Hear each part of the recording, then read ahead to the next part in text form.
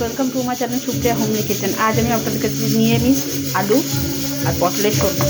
তো আলু পটল এইভাবে কেটে নিয়েছি আর আমি মশলাটা করে নিচ্ছি। টমেটো, শুকনো লঙ্কা, কাজু আর আদা এগুলো পেস্ট করে আপনাদের কাছে ফিরছি বন্ধুরা।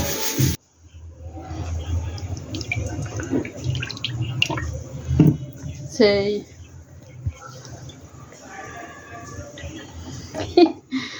কি ভেবে নেয় বলো, নিজেরগুলো আছে তাও কেন বলেছিল যে ঝুঁকেরগুলো দিয়ে দেবে? হ্যাঁ, আর ওরও তো ওটা বাবা মায়ের স্মৃতি, তাই না?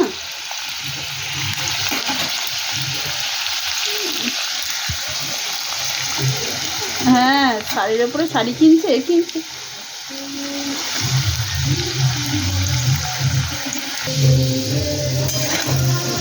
দেখুন বন্ধুরা, আলুটা ভাজা হয়ে গেছে। এবার আমি পটলগুলো দিয়ে দিলাম।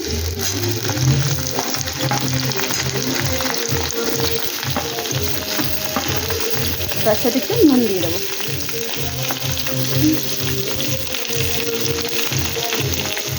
গ্যাসটাকে হাই ফ্লেমে করবো।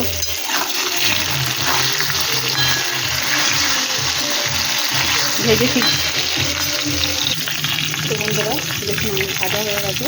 এর মধ্যে হলুদের গুঁড়ো আর কাশ্মীরি লঙ্কার গুঁড়ো দিয়ে দিলাম, সামান্য জল দিয়ে দিলাম।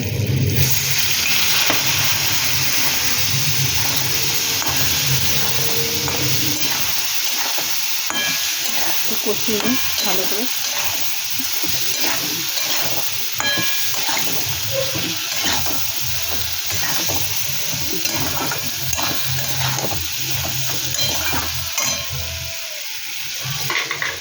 এবার এই মশলাটা দিয়ে দেবো যেটা পেস্ট করেছিলাম।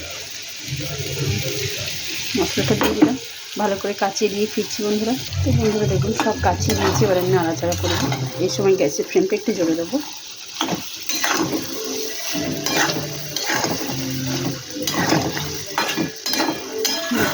কাচিয়ে দিয়ে দিয়েছি, কষিয়ে নিই ভালো করে। এই সময় আমি একটু চিনি দিয়ে দেবো স্বাদ মতো। নিরামিষ রান্না একটু ঝাল চিনি না দিলে ভালো লাগে না, ঝাল চিনি চিনি দিলাম স্বাদ মতো।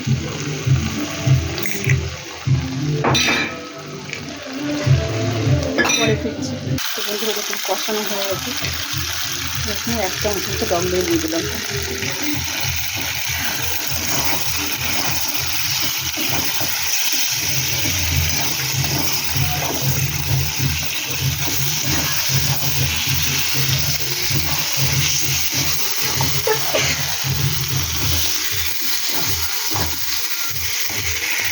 এটা জল ঢেলে দেবো, মাখা মাখা হবে বন্ধুরা।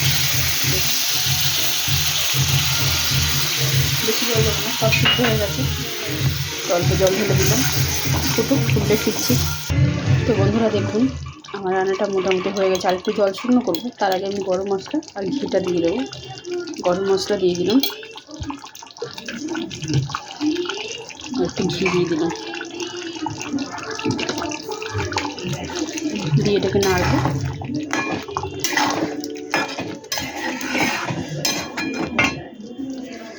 নিয়ে বন্ধুরা এটাকে ঢাকা দেবো।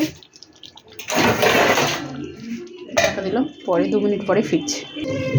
তো বন্ধুরা দেখুন আমি ঢাকনাটা খুললাম, খুব সুন্দর একটা গন্ধ বেরিয়েছে বন্ধুরা। তো দেখুন আমার রান্নাটা হয়ে গেছে, একটু মাখা মাখা করবো। তো আপনারা ট্রাই করবেন, ট্রাই করে কমেন্ট সেকশনে কমেন্ট করে জানাবেন আমার রান্নাটা কেমন হয়েছে। আর আমার চ্যানেলটা লাইক অ্যান্ড সাবস্ক্রাইব করে দেবেন। ভালো থাকবেন, সুস্থ থাকবেন। থ্যাংক ইউ ফর ওয়াচিং বন্ধুরা, বাই বাই।